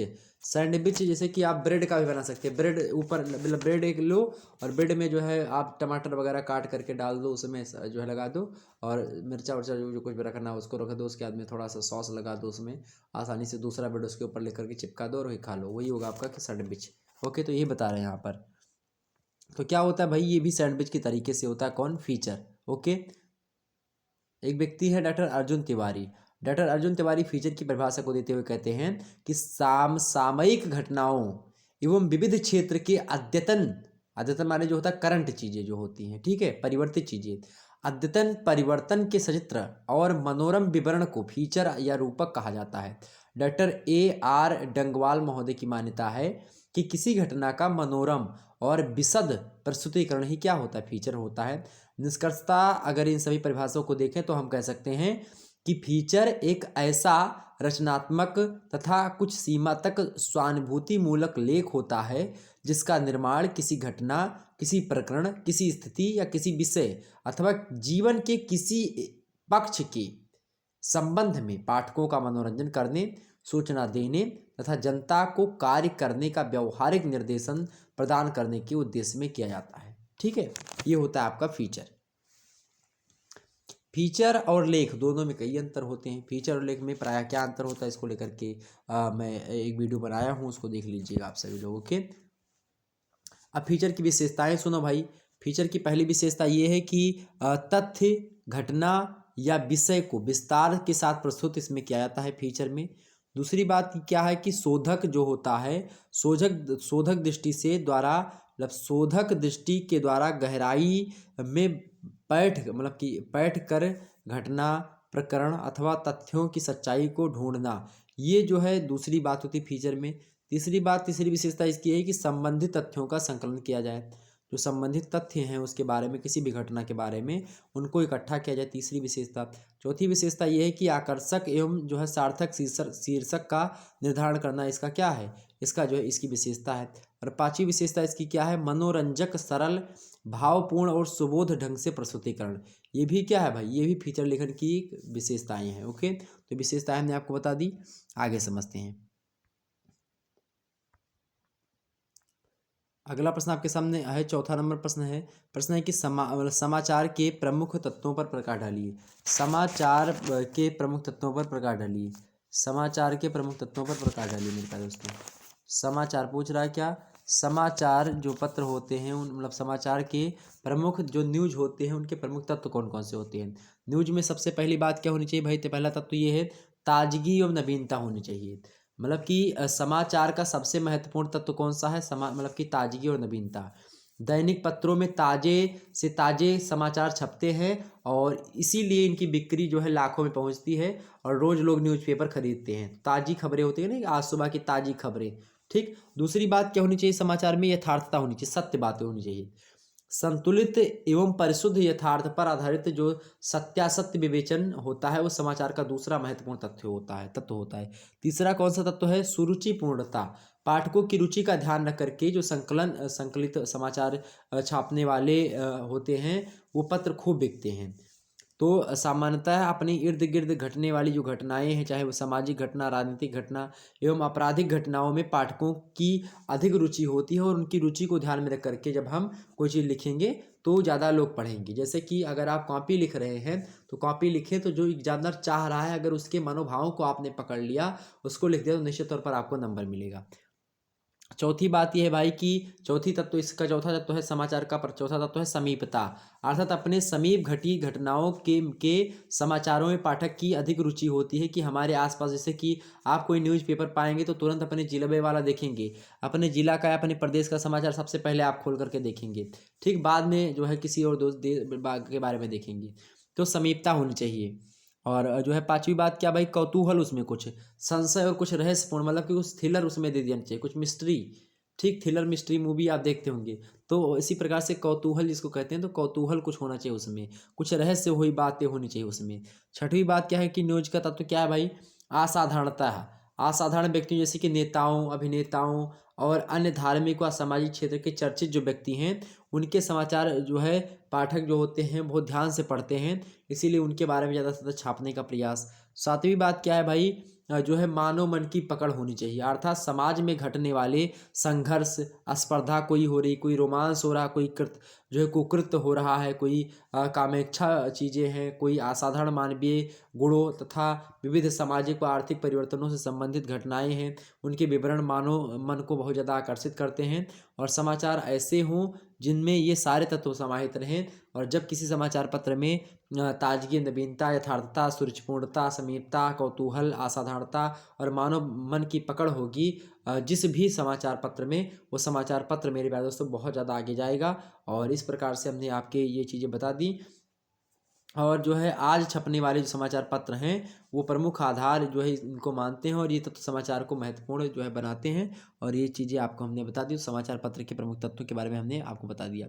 अगला प्रश्न आज करके दिया आपका, आकाशवाणी अर्थात रेडियो का अर्थ स्पष्ट कीजिए। तो रेडियो जो है मेरे प्यारे दोस्तों, रेडियो की बात की जाए, रेडियो पत्रकारिता लिखित माध्यम से भिन्न होती है। पत्रकारिताएं मतलब पत्र पत्रिकाएं, पुस्तकें आदि दृश्य माध्यम होती हैं। इसके लिए पाठक का पढ़ा होना आवश्यक होता है। जैसे कि पत्र पत्र अगर आपके पास आए तो पत्र का जिसके पास जाएगा तो पढ़ा लिखा नहीं है, तो पत्र का कोई मतलब नहीं है। लेकिन जो रेडियो होता है, इसमें आप पढ़े हैं तो भी, अगर नहीं पढ़े हैं तो भी आप सुन सकते हैं उसको। लेकिन रेडियो क्या होता है? रेडियो का माध्यम इससे सर्वदा भिन्न होता है। रेडियो श्रव्य माध्यम होता है। रेडियो सुनने के लिए शिक्षित होना आवश्यक नहीं है, लेकिन रेडियो की सीमा ये है कि वह निर्धारित समय पर ही सुना जा सकता है। एक बार जो निकल गया वह दोबारा श्रोता की इच्छा पर नहीं सुना जा सकता। रेडियो के कार्यक्रमों की भी एक समय सीमा होती है। लिखित माध्यम से पांडुलिपि तैयार होने पर, कंपोज होने, प्रूफ पढ़ने, मेकअप करने और छपाई में कम जो है लगता है, मतलब कम जो है छपाई में समय लगता है। लेकिन रेडियो पर पांडुलिपि तैयार होते ही सीधे जो है ब्रॉडकास्ट किया जाता है। इस रूप में रेडियो की विशेषता यह है कि संसार में कभी भी कोई भी घटना हो, वह अन्य माध्यमों की तुलना में पहले और तुरंत जो है सबसे पहले रेडियो के माध्यम से सूचना आती है, श्रोता तक पहुंच जाती है। और इसके श्रोता मतलब वर्ग की कोई सीमा भी नहीं होती है, तो ये बात ध्यान रखेंगे। तो रेडियो के बारे में एक व्यक्ति हैं M S. Gill. M S. Gill radio की परिभाषा को देते हुए कहते हैं, आकाशवाणी की परिभाषा को देते हुए कहते हैं कि आकाशवाणी वास्तविक जनसंचार माध्यम होता है। इसका कम मूल्य, आसानी से एक से दूसरी जगह ले जाने की सुविधा और लंबी पहुंच साधारण व्यक्ति के लिए बहुत ज़्यादा लाभकारी होती है, वो आपका रेडियो होता है। जबकि एक छंदोग्य उपनिषद में रेडियो के बारे में बताया गया है कि आकाशो व नाम रूपयो निहिर्वितः ते यदंतरः तद ब्रह्म। आकाश ही नाम और रूप का निर्वाह करने वाला, अर्थात उनका आधार है, वे दोनों जिसके भीतर है वही ब्रह्म होता है। ये छंदोग्य उपनिषद में बताया गया है। ठीक, और इसी प्रकार से अलग अलग लोग बताते हैं। तो क्लियर होगी बातें। तो आपका आकाशवाणी अर्थात रेडियो जो होता है वो। अगला प्रश्न आपके समक्ष है, 5वां नंबर प्रश्न है आपके समक्ष, देखेंगे। 5वां नंबर प्रश्न है, अनुवाद का अर्थ स्पष्ट करते हुए इसे परिभाषित कीजिए। अनुवाद का क्या अर्थ है, इसे जो है इसके अर्थ को स्पष्ट करते हुए इसे परिभाषित कीजिए। बढ़िया प्रश्न आपसे पूछ लिया गया मेरे प्यारे दोस्तों। तो कैसे आप परिभाषित करेंगे? तो एक भाषा आप लिखेंगे, एक भाषा की किसी सामग्री का दूसरी भाषा में रूपांतरण करना ही क्या कहलाता है? अनुवाद कहलाता है। सिंपल सी परिभाषा है। तो इस तरह अनुवाद का कार्य क्या होता है भाई, कि एक भाषा में व्यक्त विचारों को दूसरी भाषा में व्यक्त करना, किंतु यह व्यक्त करना बहुत सरल कार्य नहीं होता है। हर भाषा विशिष्ट परिवेश में पनपती है, अतः उसकी अपनी अनेक ध्वन्यात्मक, शाब्दिक, रूपात्मक, वाक्यात्मक, आर्थिक, मुहावरे विषयक तथा लोकोक्ति विषयक आदि निजी विशेषताएं भी होती हैं, जो अनेक अन्य भाषाओं से कुछ या काफ़ी भिन्न होती हैं। और इसीलिए यह आवश्यक नहीं है कि स्रोत भाषा की किसी अभिव्यक्ति के पूर्णतः समान अभिव्यक्ति शब्दतः और अर्थतः लक्ष्य भाषा में हो ही। पूर्णतः समान जो है अभिव्यक्ति का अर्थ यह है कि स्रोत भाषा भाषी जो अर्थ ग्रहण करें, ठीक वही अर्थ अनुवाद को सुनकर या पढ़कर के लक्ष्य भाषा भाषी भी ग्रहण करें। ऐसा सर्वदा इसलिए नहीं हो पाता है क्योंकि प्रायः स्रोत भाषा के अभिव्यक्ति से जो अर्थ व्यक्त होता है वह लक्ष्य भाषा के अभिव्यक्ति से व्यक्त होने वाले अर्थ की तुलना में या तो विस्तृत होता है, या संकुचित होता है, या कुछ भिन्न होता है, या फिर इनमें से दो या दो से अधिक का मिश्रण होता है। और खास करके मैं बता दूं, जैसे कि आप साउथ की मूवीज़ देखते होंगे, साउथ की मूवीज़ कन्नड़, मलयालम, तमिल, तेलुगु, मराठी इन सब में छपती होती है। तो कहने का मतलब ये है, जब उसकी डबिंग होती है तो कौन कौन मूवी की डबिंग होती है तो आपको ये लगता है कि हाँ, ये जिस प्रकार से उनका मुंह हिल रहा है उस प्रकार से हिंदी के जो जो है चीज़ें निकल रही उनके मुंह से, लगता नहीं कि निकल रही हैं। तो डबिंग डायरेक्टर क्या होते हैं, खास करके वो दूसरी भाषा में तो उसके मनोभाव को लिखते हैं, लेकिन लग जाता है कि हाँ, ये डब हुई पिक्चर, ये बोला नहीं है इसने इस प्रकार से। तो वो चीज़ यहाँ पर है, ठीक। तो अनुवाद का ये होता है, अनुवाद माने होता है कि एक भाषा में व्यक्त विचारों को यथासंभव समान और सहज अभिव्यक्ति द्वारा दूसरी भाषा में व्यक्त करना ही क्या कहलाता है, अनुवाद कहलाता है। कौन एक भाषा में कोई जानकारी लिखी है, उसी जानकारी को कौन दूसरी भाषा में सहज तरीके से अभिव्यक्ति कर लेना ही क्या कहलाता है, अनुवाद कहलाता है। ये बात आप ध्यान रखेंगे। ओके, एक व्यक्ति हैं हिलेर और बेलाक महोदय। हिलेर और बेलाक कहते हैं कि अच्छे अनुवाद उतने ही दुर्लभ होते हैं जितने अच्छे कवि। उत्तम अनुवाद वह है जिसके मूल में व्यक्त भाव मर्यादा, मतलब भाव संपदा को पाठक अच्छी प्रकार से हृदयंगम कर सके, वही होता है अच्छा अनुवाद। एक व्यक्ति हैं आपके अज्ञेय। अज्ञेय को तो सभी लोग जानते हो, अज्ञेय कहते हैं कि समस्त अभिव्यक्ति ही अनुवाद है, क्योंकि वह अव्यक्त को, मतलब कि अव्यक्त को भाषा में प्रस्तुत करती है। ये बात ध्यान रखेंगे। ओके, आगे देखिए, आर करके दूसरा प्रश्न दिया है, तो इस प्रश्न का उत्तर आप लिख सकते हैं। देना हो गया आपका। अगला प्रश्न है, दुभाषीय के लिए कौन कौन से गुण अपेक्षित हैं। दुभाषीय माने होता है अनुवादक, अर्थात जो अनुवाद करने वाला होता है उसी को दुभाषिया कहा जाता है। तो दुभाषिया या फिर अनुवादक के कौन कौन से गुण जो है होने चाहिए उसमें। तो पहला गुण होता है कि अनुवादक जो होता है, अनुवादक को दोनों भाषाओं के अतिरिक्त अन्य विषय की जानकारी भी होनी चाहिए, तभी वह जो है एक प्रकार से दुभाषिया सही तरीके से बन सकेगा। दूसरी बात, एक दुभाषिया के अंतर्गत अर्थात अनुवादक के अंतर्गत क्या होनी चाहिए, अनुवादक का मूल मंत्र होना चाहिए, ना छोड़ो ना जोड़ो। क्या होना चाहिए, अनुवादक जो होना चाहिए उसको दो मुद्दों पर ध्यान रखना चाहिए। तो ना जोड़ो ना छोड़ो, अर्थात ना तो कुछ अपने तरफ से उसमें छोड़ना है, जो मतलब ना तो कुछ अपने तरफ से जोड़ना है, और ना जो पहले चीज़ें दी गई हैं उनमें से कुछ जो है छोड़ना है। तो ना अपने तरफ से कुछ जोड़ना है, ना उसमें जो दी गई बातें उनमें से कुछ छोड़ना है। तो दो बातों पर ध्यान रखना चाहिए। तीसरी इसकी जो है गुण ये है जो है दुभाषिए का, कि चूंकि अनुवाद जो होता है, अनुवाद मात्र अभ्यास से ही संभव नहीं है, इसके लिए अनुवादक का सहज प्रतिभा भावुक्त होना भी आवश्यक होता है। चौथी इसका जो है गुण ये है कि अनुवादक के द्वारा लक्ष्य भाषा में विषय, मूल कृति की भाषा शैली, अनुवाद के जो है उद्दिष्ट पाठक के लिए मूल कृतिकार की संभावित भाषा शैली, इन चारों को ध्यान में रखते हुए सहज शैली अपनाई जानी चाहिए। और पांचवी बात क्या है भाई, अच्छे अनुवाद की कसौटी कथ्य और कथन का समन्वय, मूल के समान प्रभावकारिता तथा मूल के समान सहजता है। अतः अनुवादक को इन बातों पर विशेष ध्यान देना चाहिए।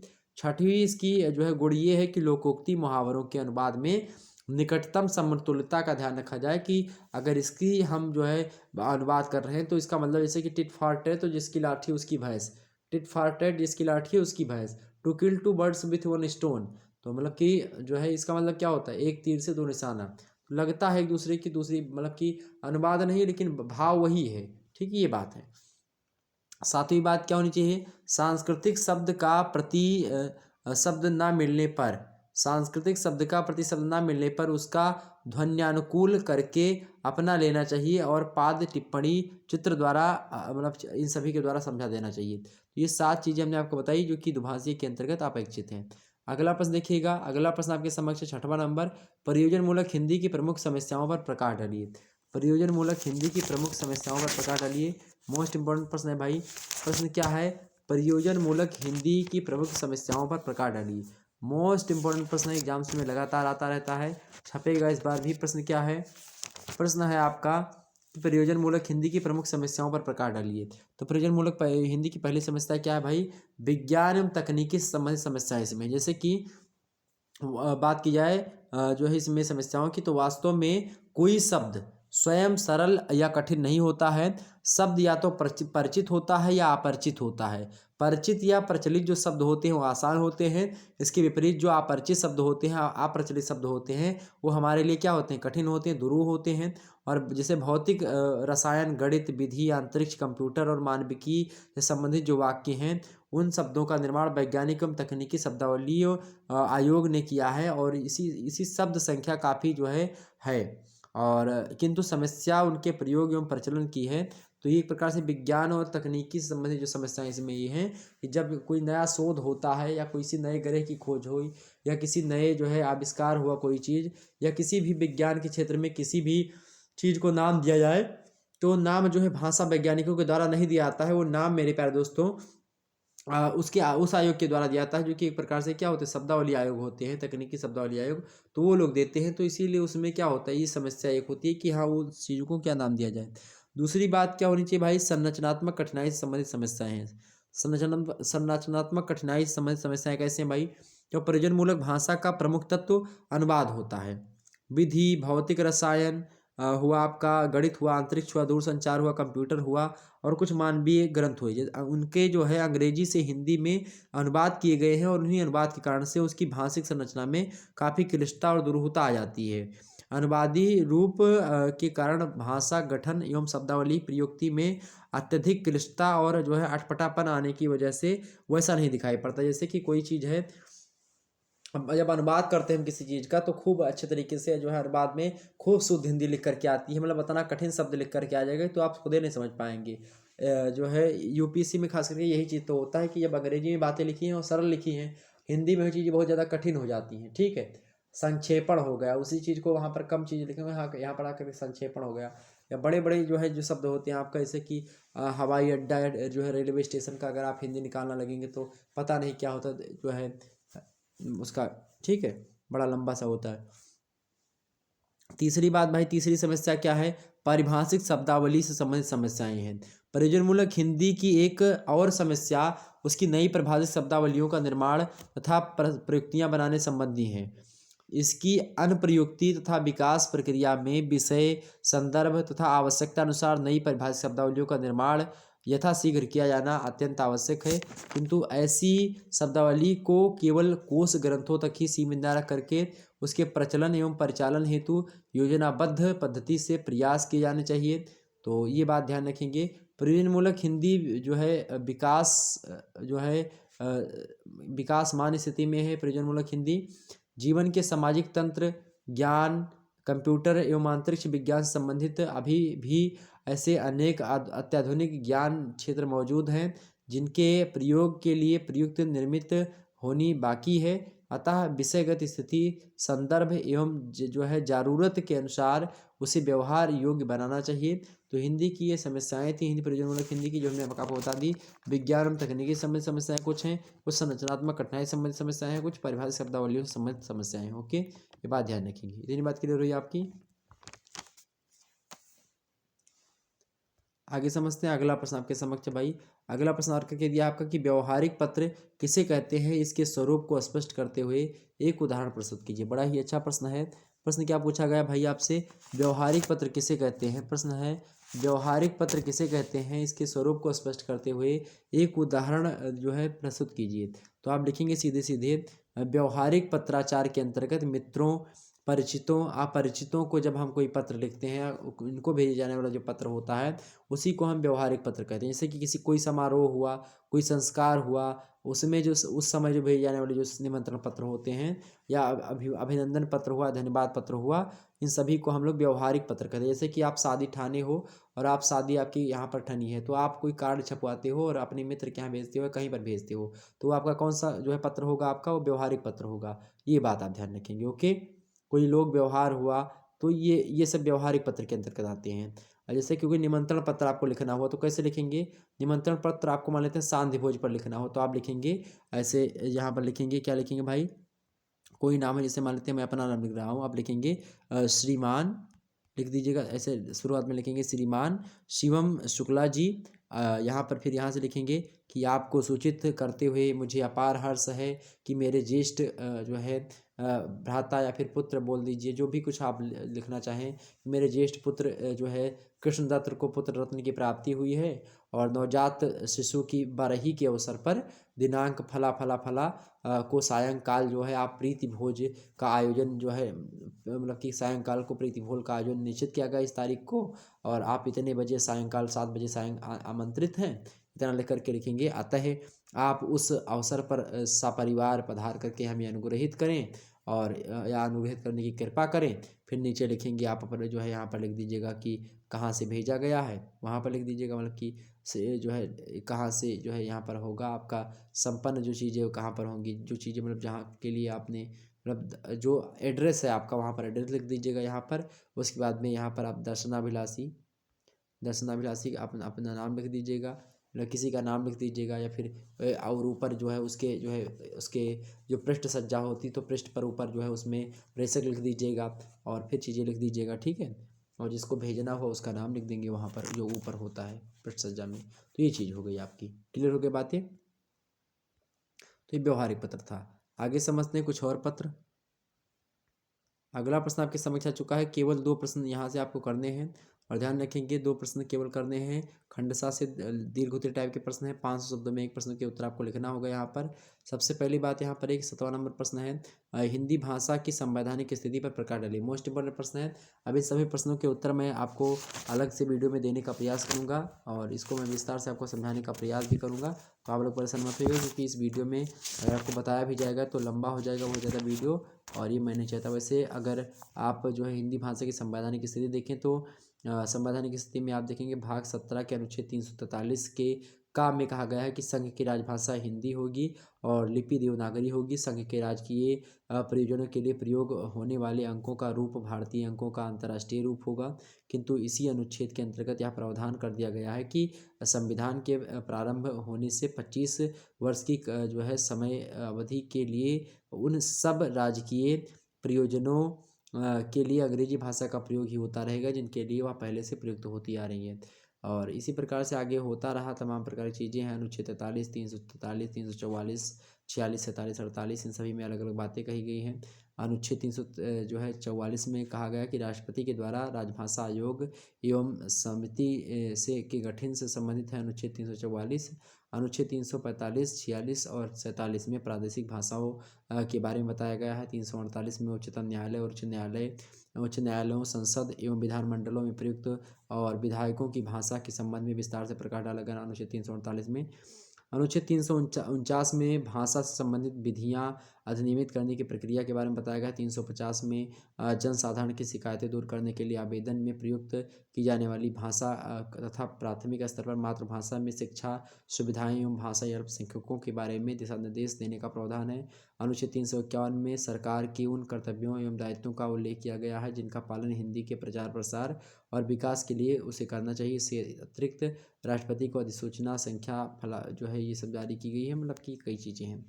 तो ये हमने आपको इसके संवैधानिक स्थिति पर आपके बारे में कुछ बता दिया। हालांकि इसके बारे में विस्तार से मैं आपको किसी दिन समझा दूंगा, आप लोग परेशान मत होइएगा। दीर्घ उत्तरीय प्रश्नों को मैं बताऊंगा नहीं, यहाँ पर 2-2 प्रश्न आपको करने, मतलब कि 2 प्रश्न करने हैं, ये बात ध्यान रखेंगे।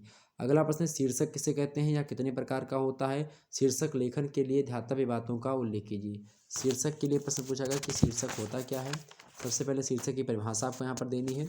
उसके बाद में शीर्षक के प्रकार हेडिंग डाल करके शीर्षक के प्रकार आपको लिखना है। उसके बाद में शीर्षक लेखन के लिए जो है ध्यातव्य बातें आप हेडिंग डालेंगे। इस शीर्षक लिखते समय जो है ध्यातव्य बातें हेडिंग डालेंगे। उसके बाद में लिखेंगे शीर्षक लिखते समय निम्न बातों का ध्यान रखना परम आवश्यक होता है।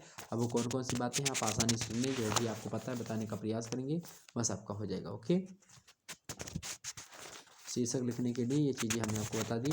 अब मैं किसी दिन चर्चा कर लूँगा शीर्षक वगैरह के बारे में। वैसे शीर्षक जो होते हैं जो है कई प्रकार के होते हैं। पहला होता है आपका क्रॉस लाइन शीर्षक होता है, एक होता है ड्रॉप लाइन शीर्षक, और एक होता है विलोम सोपानी शीर्षक, एक होता है पूर्णपाती शीर्षक, चौथा 5वां होता है फ्लश लेफ्ट जो है आपका फ्लश लेफ्ट शीर्षक, और उसके बाद में आपका जो है विलोम स्तूपी शीर्षक एक होता है, एक जो है हैंगिंग जो है इंडेंसन शीर्षक होता है, एक जो है स्क्वालर इंडेसन जो है शीर्षक होता है, एक कटी शीर्षक होता है, एक कपाली शीर्षक होता है, एक पताका शीर्षक होता है, एक जो है आपका गगन रेखा शीर्षक होता है, यानी स्काईलाइन शीर्षक होता है। तो ये चीज़ें होती हैं। ओके, ये बात क्लियर होगी आपकी। आगे समझते हैं। अगला प्रश्न है आपका 9 नंबर प्रश्न है कि हिंदी पत्रकारिता के उद्भव और विकास पर प्रकाश डालिए। हिंदी पत्रकारिता के उद्भव और विकास पर प्रकाश डालिए। मोस्ट इंपॉर्टेंट प्रश्न है भाई। तो हिंदी पत्रकारिता का उद्भव और विकास कैसे हुआ, मोस्ट इंपॉर्टेंट प्रश्न है आपका। तो हिंदी पत्रिका के उद्भव और विकास के बारे में आपसे प्रश्न पूछता है। तो उद्भवकालीन जो है पत्रकारिता 1826 से 1867 ईस्वी तक चली। भारतीय युगीन पत्रकारिता जो है 1867 से 1900 ईस्वी तक चली। द्विवेदी युगीन पत्रकारिता 1900 से 1920 ईस्वी तक के समय काल की है। छायावादीन मतलब कि छायावाद युग की जो पत्रकारिता है 1920 से 1947 तक चली। और स्वतंत्रोत्तर पत्रकारिता उसके बाद में 1947 से आज तक चलती आ रही है। ठीक है, कई सारी चीज़ें हैं। अब उद्भवकालीन पत्रकारिता में आपका जैसे बनारस अखबार 1845 में आया, राजा सुप्रसाद सितार हिंद के द्वारा। मालवा अखबार हो गया, शिमला अखबार हो गया, ये सब। ओके, और भारतीय युगीन पत्रकारिता में जैसे कवचन सुधा भारतीय न्यूज के संपादक ही थे। हिंदी प्रदीप बालकृष्ण भट्ट थे 1877 में। आनंद कादम्बिनी 1881 में। पंडित बद्रीनारायण चौधरी। और ब्राह्मण पत्रिका 1833 में सत्यनारायण प्रताप मतलब कि संपादक कौन थे इसके, प्रताप नारायण मिश्रा जी। इसी प्रकार से आपका इंडियन ओपिनियन मदन मोहन मालवीय के द्वारा 1883 ईस्वी में प्रकाशन में आई। तो ये तमाम सारे पत्रकारिताओं के द्विवेदी युग की पत्रकारिताओं में आपके हिंदी केसरी, स्वराज, प्रताप, प्रभा, गदर, विजय, स्वदेश, चांद, ये सब हैं। ओके, छायावादी युगीन पत्रकारिता में माधुरी जो है मतवाला, सैनिक जो है महारथी, मातृभूमि, ये सब पत्रिकाएं हैं। और स्वतंत्रोत्तर पत्रकारिता में आपकी स्वतंत्र भारत पत्र जो है पत्रकारिता है, एक अशोक की है, 1947 में प्रकाशन में आई। और अमर उजाला, नवजीवन, राष्ट्रदूत, दैनिक भास्कर, आपका पंजाब केसरी, जनसत्ता, इंडिया टुडे, अरुणपुरी की है 1985 में। तो तमाम सारी चीज़ें। ओके, आगे हम समझते हैं। अगला प्रश्न देखिएगा। 10वां नंबर प्रश्न आपके समक्ष है कि प्रयोजन मूलक हिंदी के विविध रूप कौन कौन से हैं, स्पष्ट कीजिए। मोस्ट इंपॉर्टेंट प्रश्न है। प्रयोजन मूलक हिंदी के विविध रूप आपसे पूछ रहा है एग्जाम्स के परीक्षा की दृष्टि से मोस्ट इंपॉर्टेंट प्रश्न है। प्रयोजन मूलक हिंदी के विविध रूप है, जैसे कि प्रयोजन मूलक हिंदी का पहला विविध रूप कौन सा, पहला रूप है आपका साहित्यिक हिंदी, भी इसी के अंतर्गत आती है।